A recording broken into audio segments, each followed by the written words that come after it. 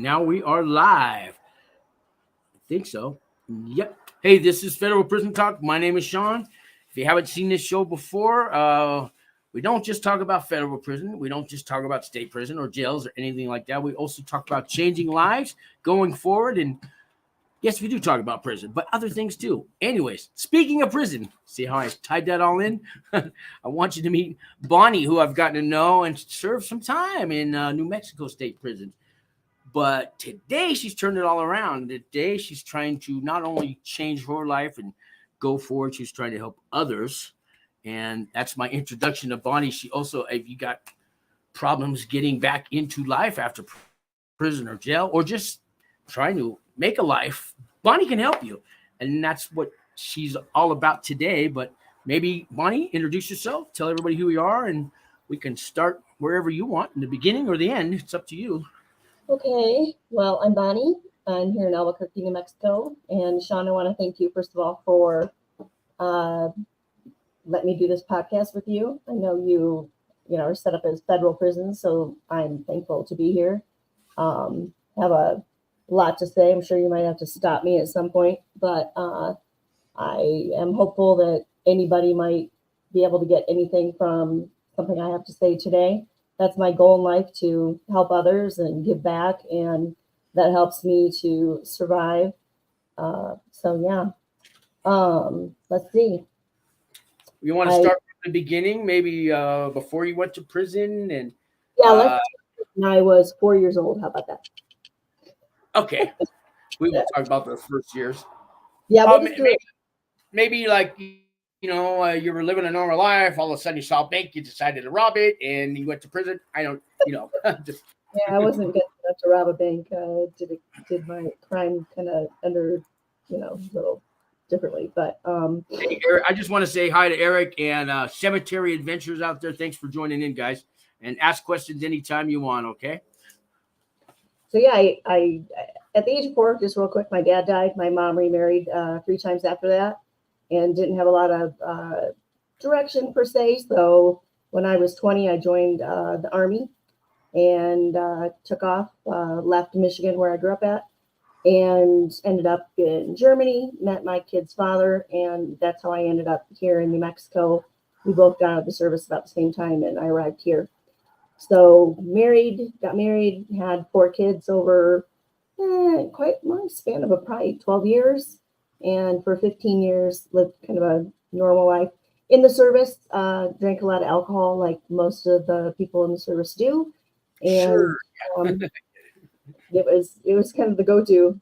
Well, for me it was anyway. But during the years of my married life, was church going on the PTA, and I think I was on the board at my daughter's charter school. Sounds all American to me. How the hell did you end up in prison? Well, I had my own business, and then when I got divorced, I had no child support, and with 4 kids, and the economy crashed, and started working for a company, was struggling, asked for child support, didn't get it, and I did embezzle, and so went to prison. Before you went to prison, I mean, can you talk about maybe how you got caught? Did you get locked up while you were fighting your case? Did they let you out on bail? Were you scared? All that kind of stuff? It was interesting. I had a near-death experience. I lost a lot of my intestines, my right colon, and I had a come to Jesus moment at that point, and thought, during that time that I was a week in the hospital, at the VA hospital, and I was terrified, thinking somebody's going to get into the bookkeeping there and find what I was doing, and tried to get back out and clean up the books, and I stopped doing what I was doing, and actually got another job and left that company. After I left the company, they were audited, and what I had done was found after I left during an audit. And so, at the time that I was arrested, it was in 2014, and it took 3 years to actually, before I went and sentenced. But that was 9 years ago, and I pretty much have not been living for 9 years, truthfully. It's hard to go back out. A lot of people said, you should leave New Mexico, you should, go somewhere else. But my adult children live here, so I'm not going to, leave this state. Why did they tell you that you should leave?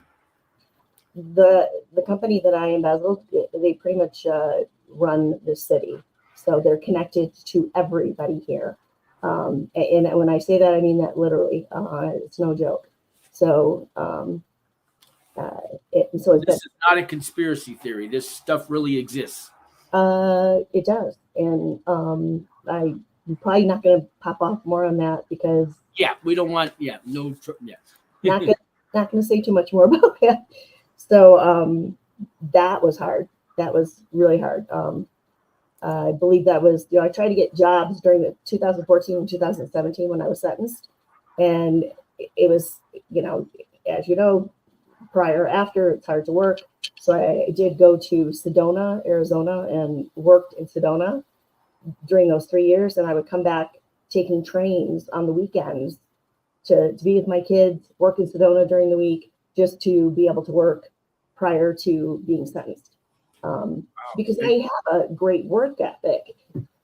It just was difficult to provide for 4 kids with no child support on my own. And my alcohol abuse was extreme during that time because I had a huge amount of guilt. So the more that I sold, the more that I drank, the more that I drank, the more that it was just like a continual hamster wheel, and I was a hamster. And my head was not okay with it. Like, I knew what I was doing was wrong, and it just spiraled and spiraled and spiraled. And yeah, so I think most of us who've got caught or went to jail or prison, we knew what we were doing was wrong, yet we still did it.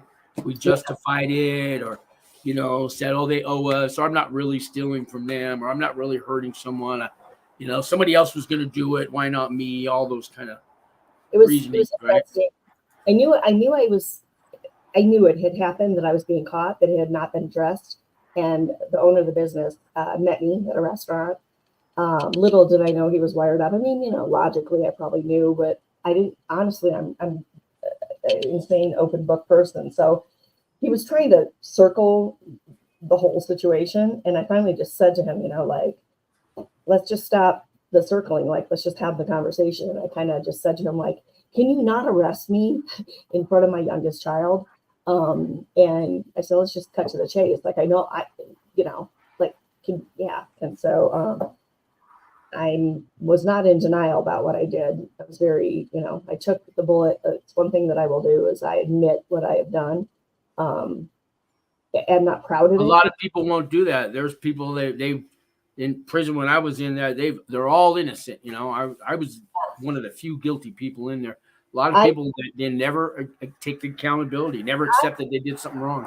You know what? I had to, because it was the only way I could survive. I was like, you know what? And when I went to prison, when I was sentenced, I was like, okay. How long did you get? How long was your sentence? My sentence was 9 years, all suspended but 20 months. And by the time I started and finished, it was 10 months that I did time. And I went into prison very strange because I had spiraled, and I was damaging my children. My children were damaged. In between the 3 years, from 2014 to 2017, when I talk about my alcohol spiraling out of control, I did a suicide attempt. My oldest son had to drive me to the VA. I was in Ward 7, which is your mental ward. I was damaging my kids. I was damaging my family. I take full responsibility and accountability for what I've done. And I'll tell you, I've been on the ground. I've been sobbing. I've had a lot of deep, dark depression, mental health issues, and I own every last one of them. I took a lot of accountability, and the people that I took money from will never know that. I'm not allowed to have any communication with them, but it's not okay what I did. And when I got in there, I actually thanked God for putting me in prison because I needed to be held accountable. And I had 3 things that I wrote a lot of things on paper when I went in. I was like, I'm going to, pray every day. I'm going to try and better myself every day, and I'm going to try and help other people every day, some way, shape, or form. And I needed to do that in order to heal. And that was Can I ask what level of prison you went to? And I know it was in New Mexico, and I don't know how many levels they have for the women's prison. Can you maybe talk about that? so I'm not completely. I think it was like level 1, level 2. That was I ended up at Springer. You go through your transition of going to the jail, and then I was there for quite a while, longer than normal, before I was sent like 5 weeks, and then went to Grants Women's Prison, which is where the higher crime people stay.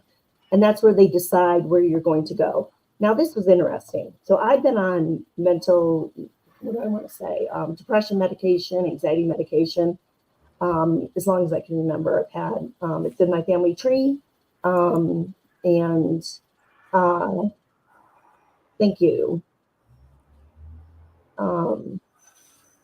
Yeah.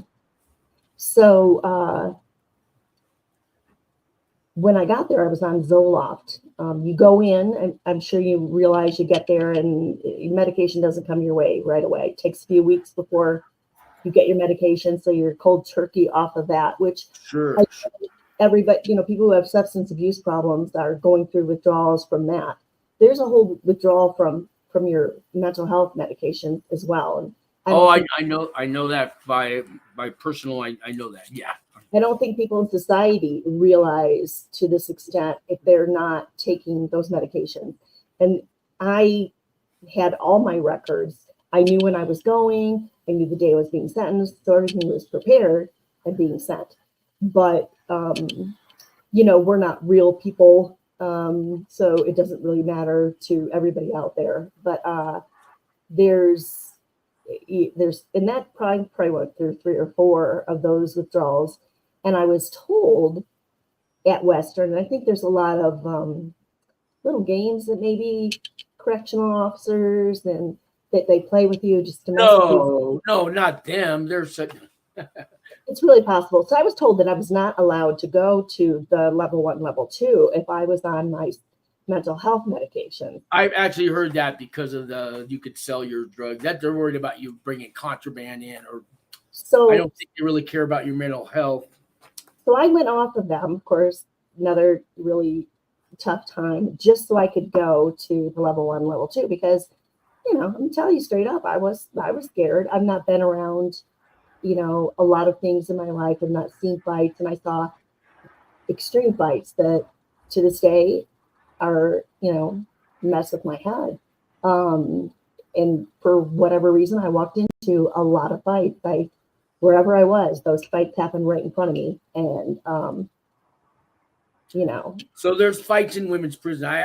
Someone I've talked to some women, they say we're not like the men's prisons. We don't have the gangs and all that. But they do tell me the fights are usually amongst each other over jealousy of another woman. Is that kind of true? Or I mean, for sure, jealousy. But it could also just be just because people don't like each other, or just, even a TV program or something was just said wrong. And, we were in open bay pods, and there was overcrowding when I was there. So I think there was maybe supposed to be 40 people in these pods, and there was at least 80 to 100. Ooh. And supposedly there's supposed to be a correctional officer in there. There wasn't. No. No. And, yeah. And like the train wreck or a car accident that you're not supposed to watch, but you look and you look and you look. And so, I watched, and I probably never should have, but those are in my head, and they're going to be in my head till I'm no longer on this earth. And so my kids, I've got still a couple in the house, but, that pounding or whatever that, they smack something, that's never going to be okay with me. And it happens to this day. Yeah. A door shut. You know what still drives me like I get is when I hear this. You remember that sound? Yeah, but we didn't really have a lot of that because we had just a door opening to a big, huge, wide open, Oh, right. So they make a big entrance into the room. Yeah. Ladies, stand up for count, kind of thing. Yeah. So going to eat in the cafeteria, and every day somebody else has got a black eye. And so, but yeah. So I've done a few shows with some other ladies that have done prison time, and I'll plug their channels up. There's Fed Phoenix. Check out her channel, and Angie Talks Prison. These are ladies I came on my show before they went to prison. Now they're out and they have their own prison channels. But we did a special show about women getting raped in prison and getting, fondled and getting, just treated like, so like, treated really bad by the male guards, even by the women guards, not caring, looking the other way. That's in the federal prison system. What about the state prison system? Is that still is that going on there too? So when I got there, there was some weird stuff that had gone on, and I was not part of it, but evidently they'd taken a lot of the females back from Springer to Grants. And this is what I was told. I was not there when this supposedly happened, so I'm not sure. But, drugs go in body cavities, right? My kids were coming a lot to visit me. They came probably every other weekend, a 3-hour drive each way. And I have never done drugs. It's not part of my world. It just wasn't. Alcohol was my drug of choice. So outside of the prison, evidently drops happened, right? Right. So one day, my kids had just visited. I come back. I'm going to go to the bathroom, washing my hands, and somebody comes up and they're like, so is it true people have been lining up outside to see you? And I'm like, for what? You're Bonnie, right? I'm like, yeah. So somehow somebody thought that my kids had done a drop. First of all, that's just not the world. And strangely enough, just to toss this out there, my ex-husband's a cop. So, wow. Now, was he your ex-husband while you were in prison? Or, had you divorced before prison or after hearing? We divorced in 2006. I didn't go to prison until 2017. So, but that just wasn't our world. So I wasn't doing drugs. So, but they thought that they were coming in. So right as I got to that pod, maybe 3 or 4 weeks before, I was told by the girl in the bunk bed next to me that people thought that some of these women in there had drugs in their body cavities, and they were dragging them into the showers and basically searching their body cavities and beating them up. So, to hear that they thought that I had a drop, just let me say I was a little terrified, to say the least. But luckily, some of the girls had kind of, I bonded with a few of them, and they took me under their wing and said she doesn't have anything. So, but I can definitely say I was shook for a few hours that day.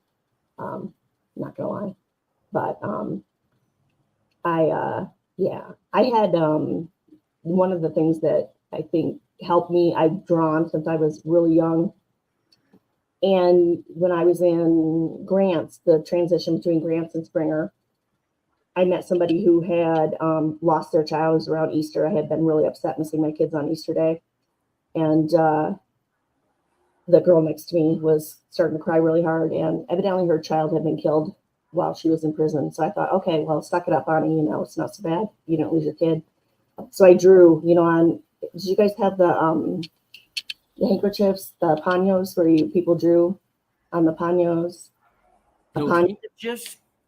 Yeah, people would draw on a handkerchief. You'd soak it in water with sugar, and then you'd flatten it out, and it would harden. And then you would draw with a pencil on it. And so I would sketch from a photo. Oh.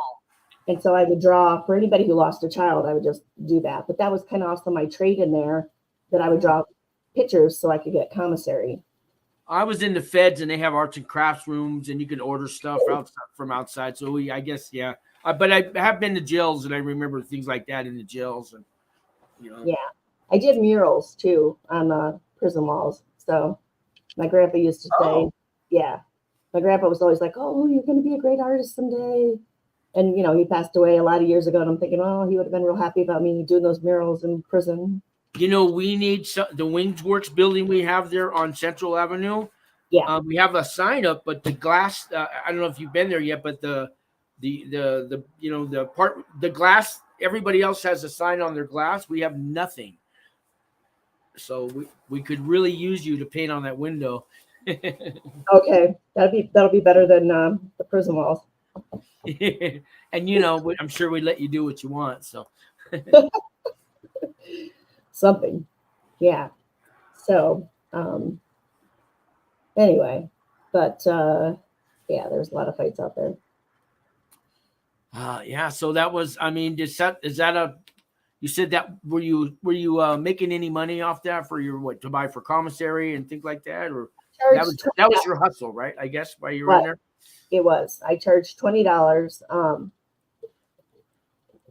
And usually I didn't get burned. There's, but then, one time I ended up with a girl's, picture of herself that she was going to give to her girlfriend.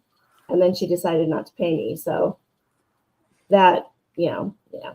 What did you do? What did you do? I mean, well, how'd you collect? It was interesting because I usually didn't, I usually stayed pretty low key and didn't do anything, but I was mad about that. And I really wasn't okay with it. And this was a really larger woman and so I don't mean to interrupt, but if you let somebody like that get away with it in prison, the next one thinks they can, and the next, you have to, right? Yeah. I actually talked a lot of shit about her, believe it or not, and I was really mad about it. And I talked a lot of shit about her for a long time, and she eventually, interesting enough, towards the end, before she left, there was a situation where the girls, obviously drugs are coming into prison. I know that's really shocking to hear, right? Yeah. So I had a bunk bed in pod 8 that was getting cold. So everybody who's doing drugs there, they, cold is not bothering them because they're warm. So they kept opening the doors, and my bunk bed was right by the door. And so this girl who we had, I was not happy with her, and she was not paying me for the photo of herself that she was going to give to a girlfriend, and they broke up, and she decided she didn't want the photo. So for some reason, she decided to I kept going and shutting the door. Well, these girls started kind of threatening me that they were calling me an old lady, because I am an old lady, much older than a lot of the other people in there. And they were threatening to beat me up. And so she kept shutting it for me, which was kind of cool. So we kind of like hit this really great level. So after she did it like probably 10 times for me, kind of almost protecting me, I went and said, you know what, I really, really appreciate, you've been doing that for me. And I just went and gave her the photo or the pictures I drew for her. So, but that actually was after probably 6 months. So, but yeah, I wasn't looking to get harmed in there. And yeah. Well, you got to, I mean, you got to survive. You got to do what you got to do. I know men's prisons are different than women's prisons, and certain things like in a penitentiary, which I've never been to, but I hear that's you got to, in certain things, you look at a person wrong. If you don't look at a person, they can shank you. You look at them the right, it's all just sometimes you can get killed by looking at a person or not looking at a person. Yeah. And so I also did, I would help do makeup on the people who were on the other side of the fight, so that they were not necessarily the one who began the fight. So I would go and help, especially if they were my friend, I would fix their face so that they wouldn't end up going to SAG. Yeah. So I did a lot of that kind of stuff. Cemetery says, I'm so gel, I wish I could draw. Is your eye color real? So matches your shirt. Real all day. No fake. Question? No fake. No fake here. Hey, I'm wondering, in state prisons, I'm told you can have your own TV, but since you're an open dorm and all that, could you guys have your own TV? There were no TVs. Nobody had their own TV. So in there, we're with 80 people, right? And that was when I talk about like arguments and that kind of stuff. A lot of it was over. We had one TV in the corner, and you kind of just went with whoever was really the most. What do you call it? Ran the show. Yeah, shot caller, something like that. Well, you just go with the ones that are gonna run. Right. There's people in there that get in line in front of you, and you've been there for a couple hours. Yeah. And everybody gets in line.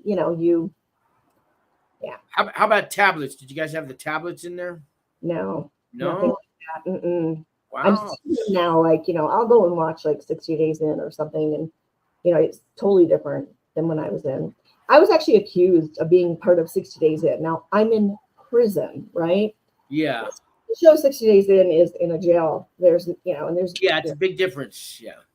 so, but But so they thought that there's 60 days in prison now, and you're season 1 or something, right? Yeah. yeah, Because but you didn't look the part, didn't act the part. See, a lot of people don't realize who actually goes to prison. They have an idea of what a felon looks like, and I don't look like I've been to prison. Most people can't guess unless I tell them you don't look like you've been to prison. But there were so many people that look like me in prison, and I haven't been in the women's prison, but I meet them now when they come out. I can't tell, and everybody's this society's vision of what they think a felon looks like is wrong. here's the real facts of the world in prison, and people who are actually, caught and who go in. There's good people, and there's good people who commit crimes that are caught, and there's good people who committed crimes out there and they haven't been caught. And we've got bad people who committed crimes that are caught. There's bad people out there who haven't been caught, and there's the evil people out there that are in prison, and there's the evil, and it's the game. It's the game who everybody's not everybody, but there's a lot of play here in this situation, and then there's a lot of judgment, and there's a lot of people who walk away from you, and yeah. But I want to talk about something too with you of we can move on. It's just really all whatever you want to talk about, unless somebody asks you a question or something. But yeah. I want to talk about people getting out and recidivism and the ability to get a job, and the world right now, and what they think of people when they get out, and the ability to go out there and get a job or you need to be nice, Mr. Cemetery, to my guest, okay? Yeah, but you get out and you're not able to get a job. You get out and you've got this felon tag on your back, and every society says they want recidivism. They don't want to see us turning around and going back in. The judgment on recommitting crimes, and a lot of the reason why they're not always, but a big part of recommitting crimes and why people end up back in there. And I think I told you, and I mentioned that I started a how to start your own business class when I was in Springer, and I taught over 275 inmates how to start a business. And I did that. Sometimes that's the only way somebody with a criminal history can actually find employment, is to start their own.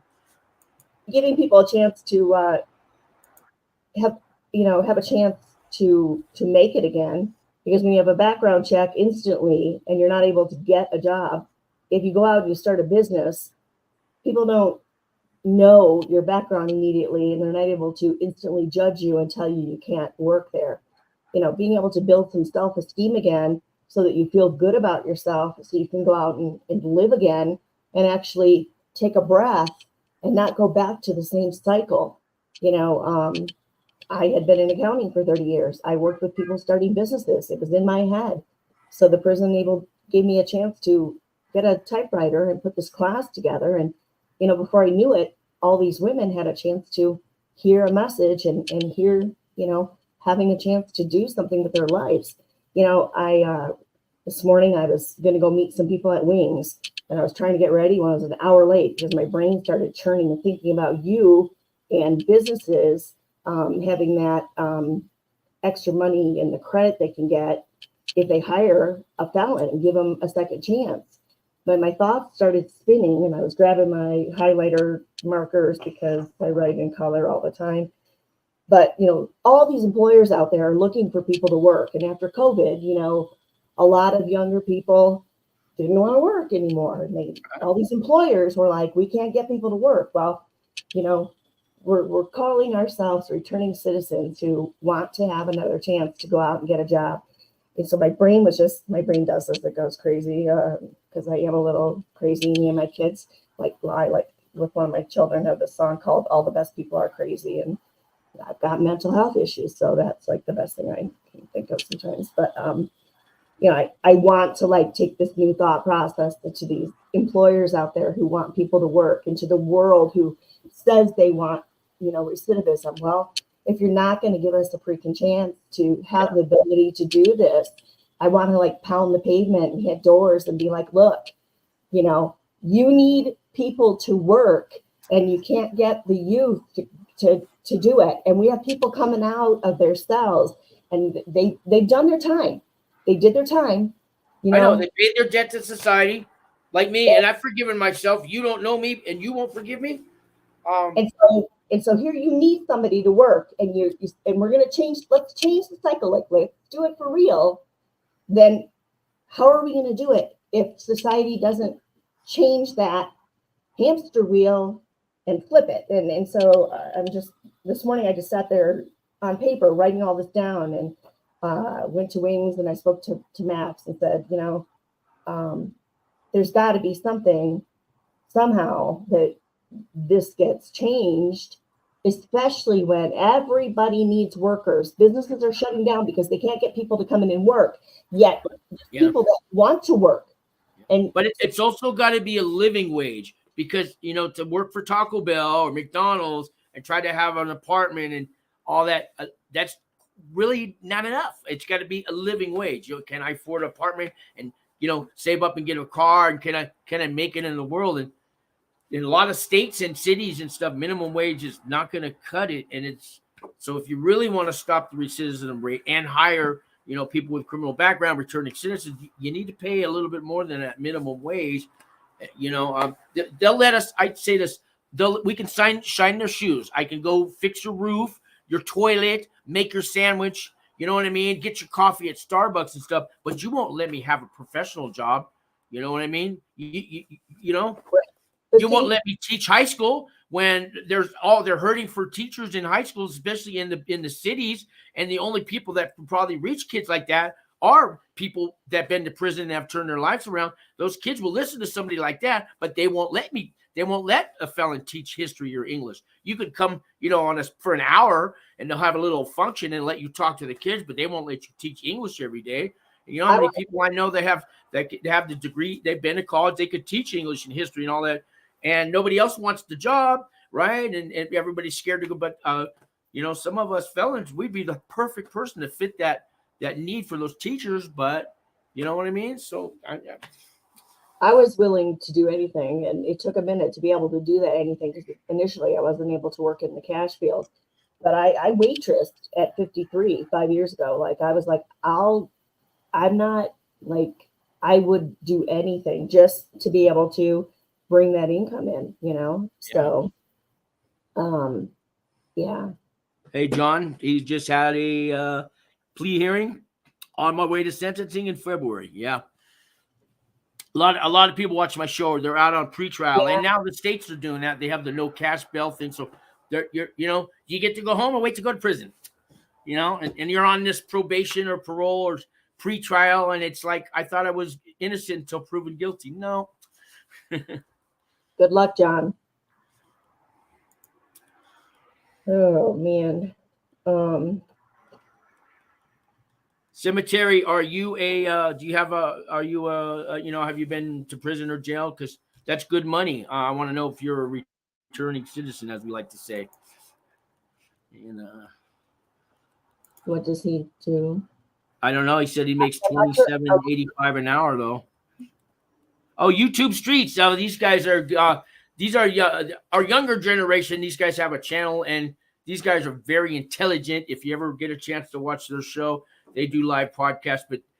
And a lot of these guys have been to jail or prison, and they're turning around, and they're very smart. They give me hope for the next generation.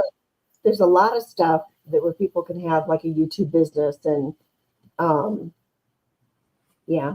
I hired one of the girls I did time with to come into my home and do some construction work, you know, hire each other. Yeah. There's this stigma, you know, and like I told you, I've been finding it's harder for a woman with a criminal background than a man to get hired. For some reason, there's a trust issue, you know. It's something new. It's a new statistic. It's a new awakening. I've been, at least here in New Mexico, and I think when I'm from California, and I kind of heard some of that too. They'll give the man a chance, but they won't get a woman who's been to prison. Oh, no. We won't have that kind of attitude. And where does that come from? That is kind of weird. Well, yeah. And then you have the companies that don't want to be on anybody's list, and that I'd like to change. Some people actually are proud that everybody knows they hire convicted felons. There are some that it's starting to change, but we got a long way to go. And it needs to change. Like I said, with with people saying they need to hire people, and then Yeah, I mean, would you let you said, do you have children? I can't remember. 4, yeah, of course, yeah. So would you let your children go to a high school where there's felons that are teachers? Yeah. If they didn't have a background of child molestation. Yeah, of course. Oh, yeah, definitely that. Now, before you went to prison, how did you feel about that? I mean, you know what? I actually don't have a big judgment of other people, and I've always been that way.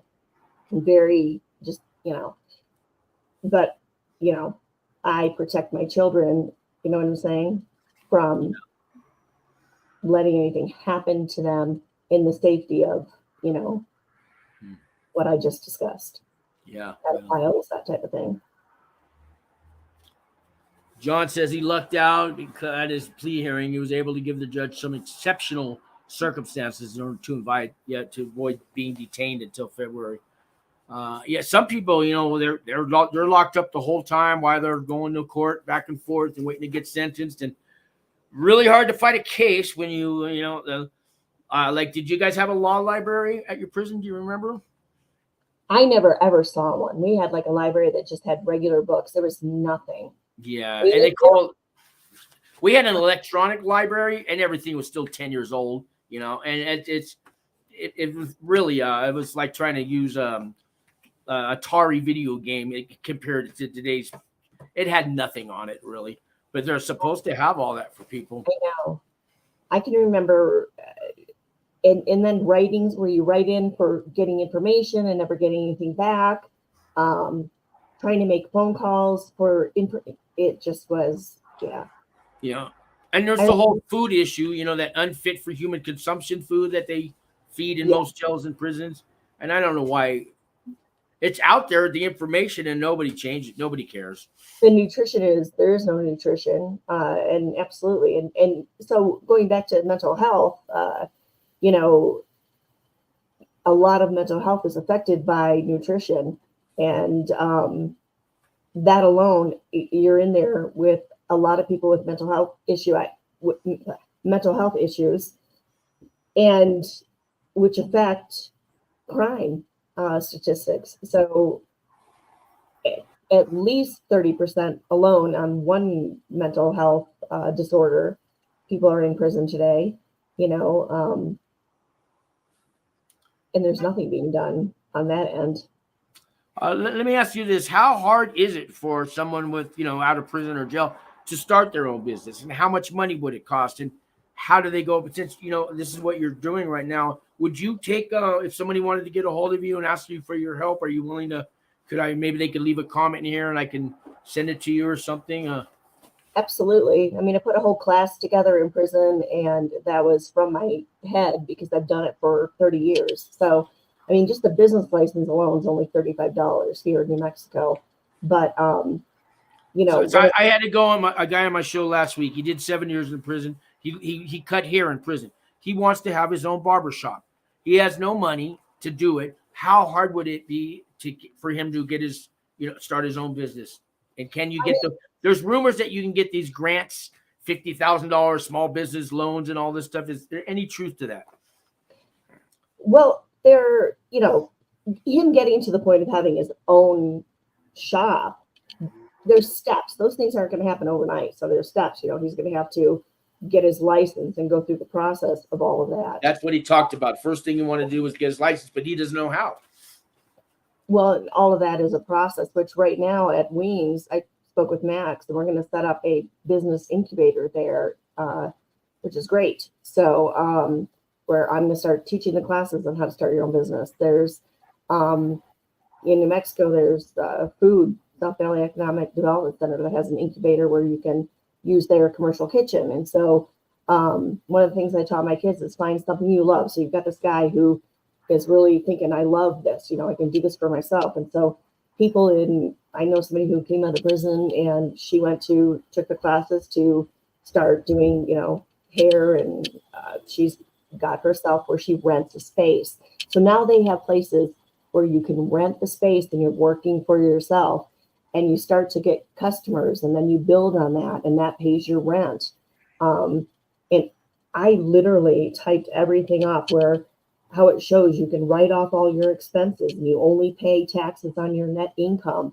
I have a whole guide. And maybe, I don't know, at some point we can set it up on your page, but I want to get a podcast with you too, so that people can access this stuff. These are some of the goals I wanted to do to give back, so that people have a chance to, when I start to help people, for me, it heals me, and it's giving back, and it's giving people a chance that they don't go back in. And nobody will know, what they did.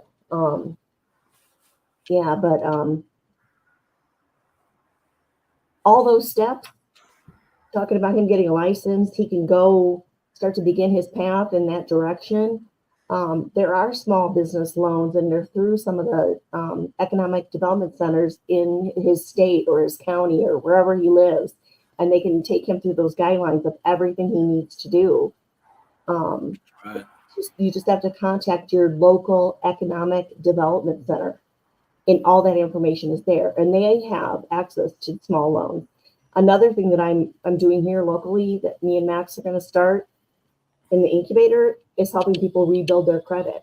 When I got out, my credit was like in the 400s. I literally went through steps and rebuilt my credit, which was crazy. I didn't think I'd ever rebuild my credit. My credit's better than it's ever been. And I just got off probation at the end of December. So, and I embezzled, and my credit's like 750. Wow. And all those steps, I researched them, and I'm going to put it together and teach people how to do it. Okay. And I know there's a lot of people that need that. Real quick, I just want to answer, John, if you call me the next day or two, it's called a designation request letter, and I can email it to you. You send it to the judge and to Grand Prairie, Texas, where the feds do. And there's a letter, and good chance that you'll get to go where you want. And I'm sorry to interrupt. He had a serious question. Fine. That's totally fine. I'm fine. But there's these things that people, they get caught up in it, because I definitely went through years like, oh, my credit's bad, and then you don't know what to do.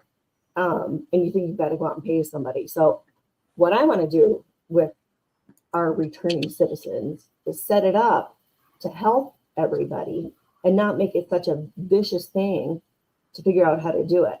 Make little babies, it's just set up the steps where people can understand how to do them. And it's really not that difficult. But when we overthink it, then we think it's kind of like when you're in depression and you can't get out of bed because you're overwhelmed with the big balloon of things. And so you just stay in bed. And that's what I've done for a lot of years since I've been out. But if you set up those little bullets and you go, okay, if I do this today, then I'll do this tomorrow, just little 15-minute segments, all of a sudden you've got the steps to actually make something happen. Yeah.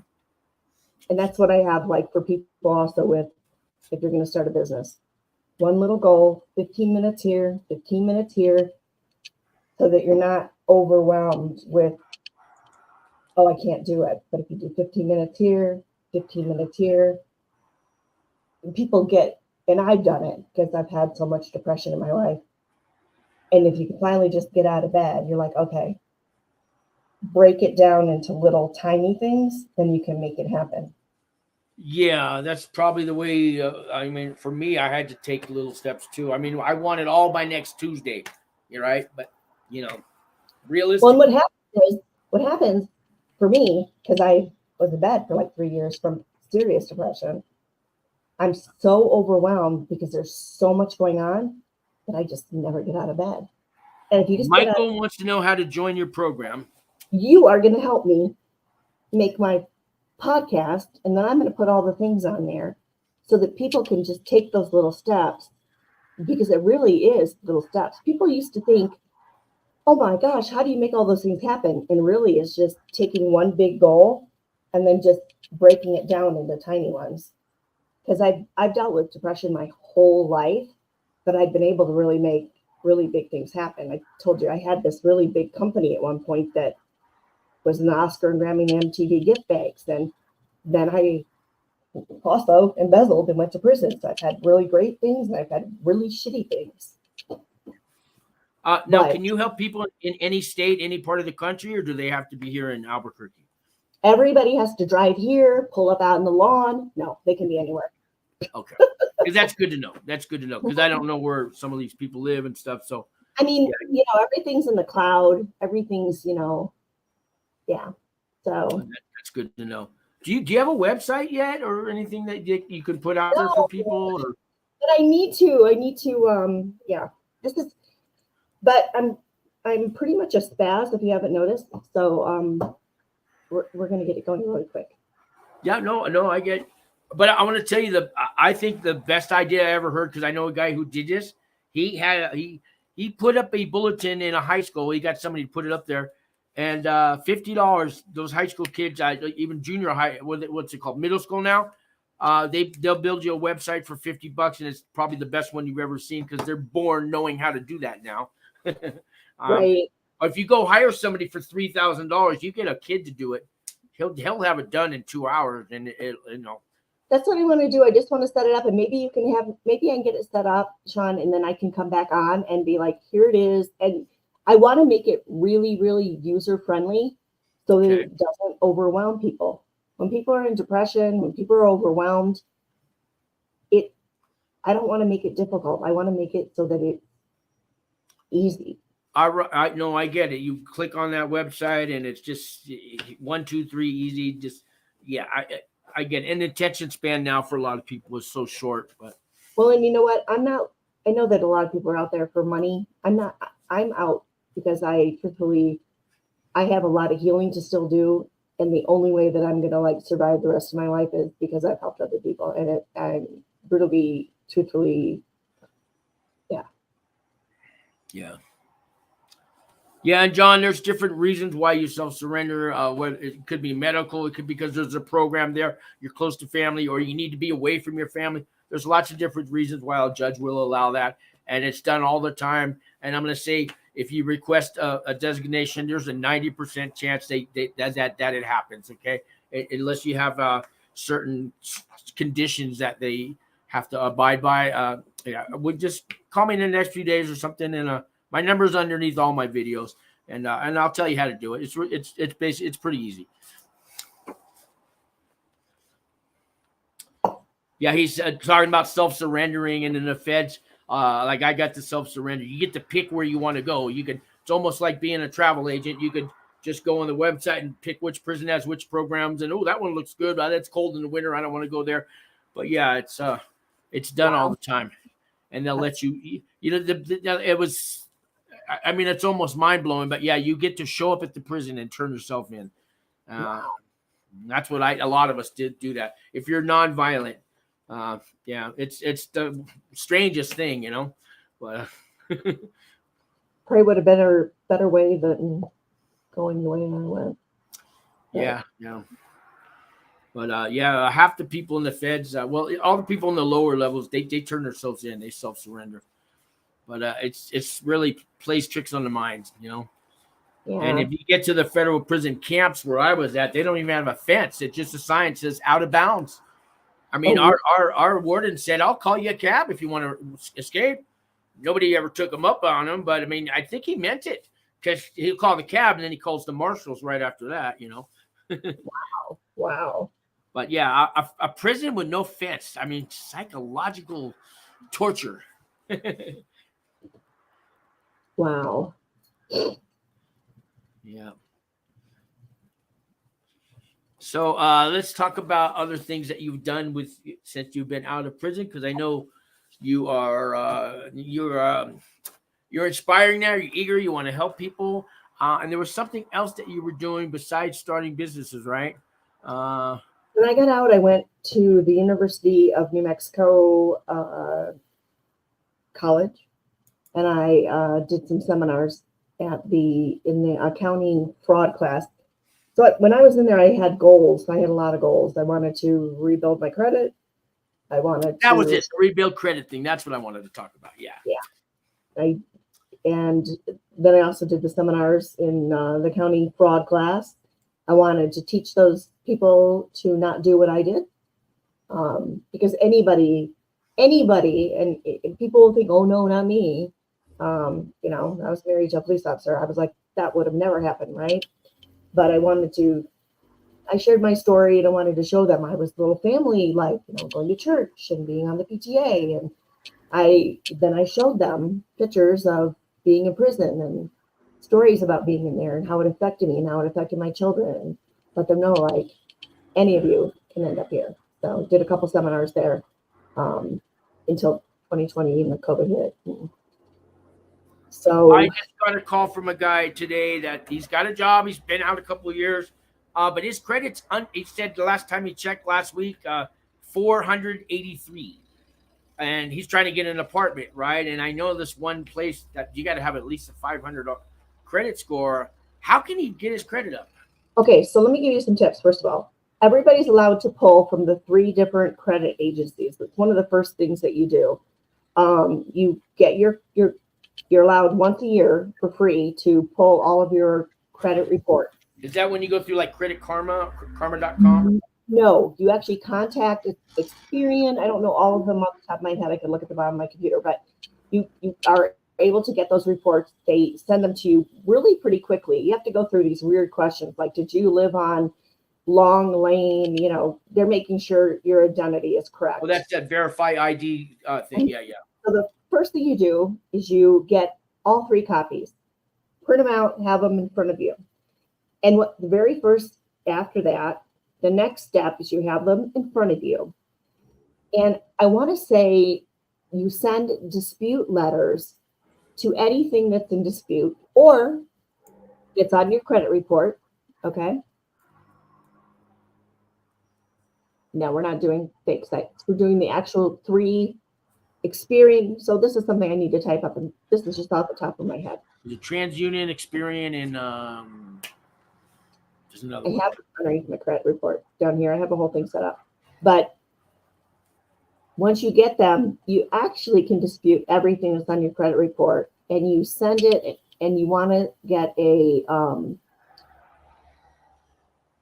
what's the word? Sometimes my head doesn't work. A response from all of them, certified responses, like a dissolvement or something.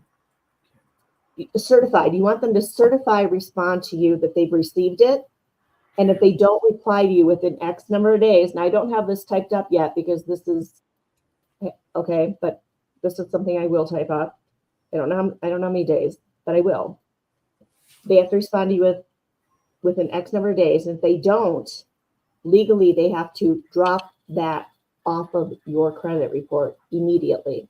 Okay. So let me ask you about statute of limitations. I heard California, I've heard it's 4 years to get like a credit card off. I heard it's normally 7 years, but some states have different time. Is there a statute of limitations on there is debtors? There is. Bad thing is I'm going to be sitting here telling you information that I don't know all the details on because it's been years since I did this. But so all this stuff will drop off after so many years. So number one, but they don't drop it off automatically, right? You have to ask them to drop it off. Is that what it is? It drops off automatically, completely. So really, because I've done my credit report and it's got stuff on there from 15 years ago and they never dropped it off. It will still be there, but it doesn't count against your credit score. Oh, okay. Medical doesn't count against your credit score. Okay. I've heard that. That's true, though, huh? It is true. Medical. So if you have that on there, those are not things that there you go. There's a question. Bankruptcy hangs on your credit report for 7 to 10 years, depending on which one you filed. So just so you know, those will stay on longer. But having filed bankruptcy, then they know that you don't owe anybody. Now, if it comes up where I have, all these people I owe, I might want to loan money I might want to give credit to the person with bankruptcy because now they don't owe anybody, right? Or is that how they think? I don't know. No, the reality is bankruptcy stays on 7 to 10 years. It stays on longer. So. But it also shows I have a clean slate now. I don't know anybody. Okay. Does that help? Does that count at all? The reality here, Mr. Sean, is we're trying to rebuild our credit score. All these questions are not part of the conversation. We're trying to rebuild our credit score. I'm sorry. And I'm not like a professional. This is just somebody off the street that we're trying to rebuild our credit score. Okay, so going back to this, we're going to pull all of our reports. So we have Experian. Do that again. Who did that for us? Experian. TransUnion and Equifax. Okay.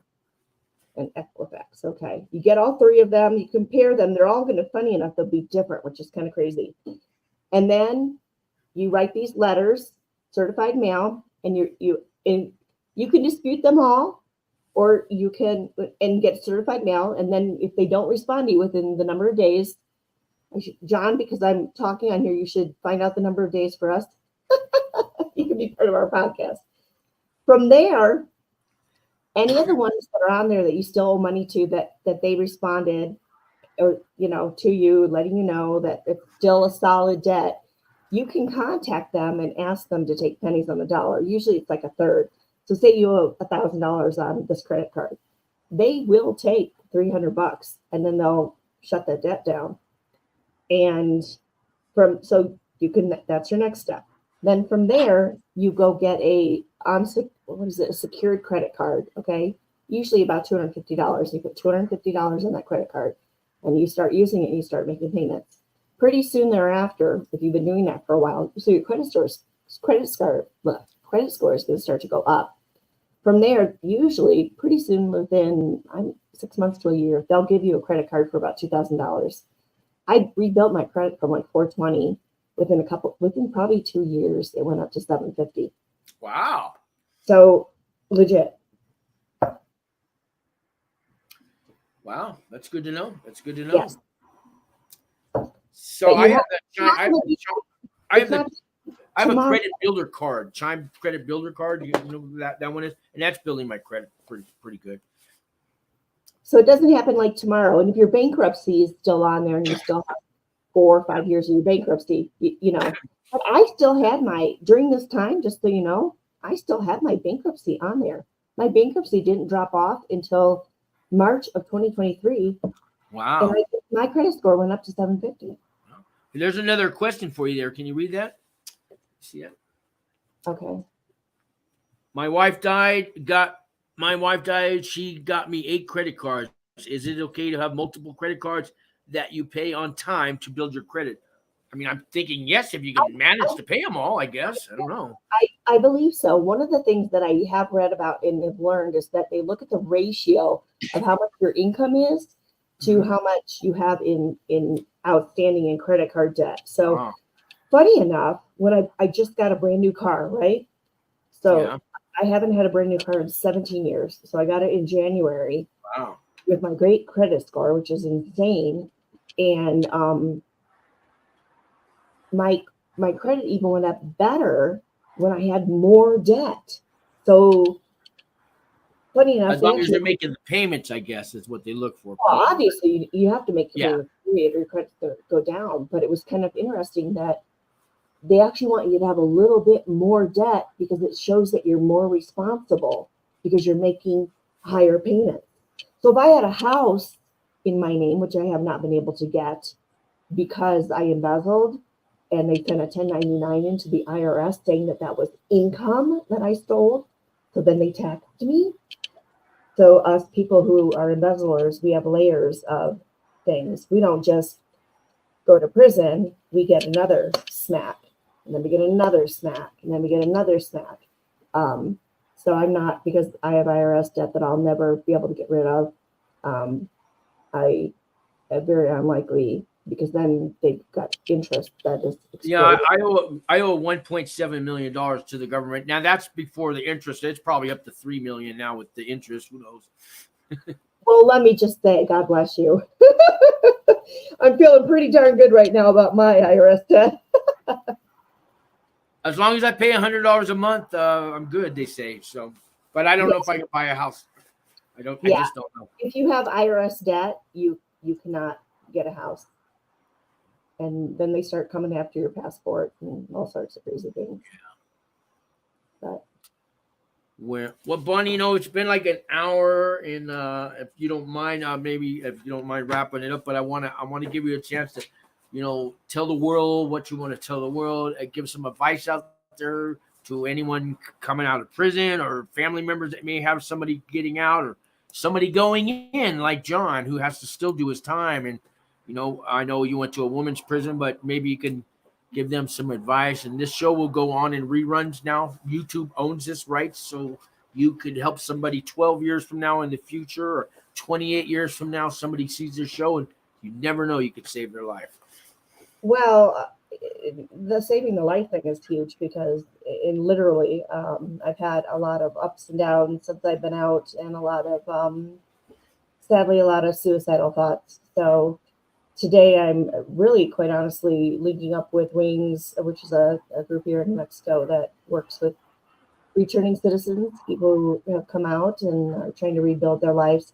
This is something that is helping me. So any of you getting out and are going through rough times, I've been through some pretty rough ones, and I'm really thankful that I hung on and I'm still here, and I can help. This is actually airing on the Wings for Life YouTube channel right now as well. Yay. So I'm really thankful. I'm thankful today that I'm linked to you guys, and that hopefully I help somebody in any way, shape, or form. And that's what I'm going to do, hopefully, till I'm no longer on this planet. And anybody listening to this who's not a returning citizen, hire some of us, because a lot of us really, thank you, really want to work and really want to change our lives. Then quit your judging if you're judging, because you could be here too. Yeah. And especially, give us a chance, hire us. Look, a lot of us, we get out, we're on probation, we have to find a job. They could send us back. Some of us, we don't find a job, but we'll show up on time, and we're getting drug tested, so we're clean, we're sober, we're you want to hire us, and we're eager to show up, and and you won't be sorry. And like I said, that the tax credit, you can get up to $9,600 back over the next 2 years. For every dollar you spend on us, the government will give you 25 cents back.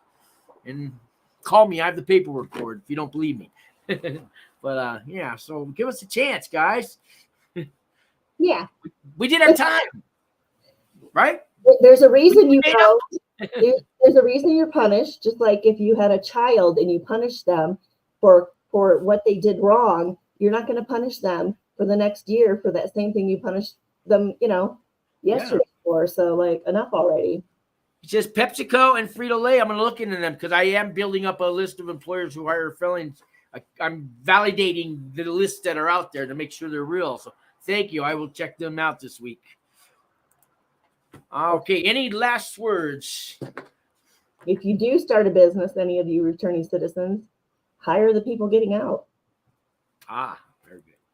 All right. Well, Bonnie, I want to thank you so much. And, you come on and we'll do this again and all. And, hey, tomorrow, guys, I got the director of a federal halfway house live in the office, in my office at Wings for Life. You can ask him anything you want to ask him about a federal halfway house. He was on the show last year. He's doing it again tomorrow. Okay, so that's at 2:00 Mountain Time, but you can always catch the show after. Don't miss that. And Bonnie, once again, thank you for coming on, and we'll be talking, right? Oh yeah, for sure. Thank you. Have a good night. All right, thanks. I'm gonna hit the button. There we go, and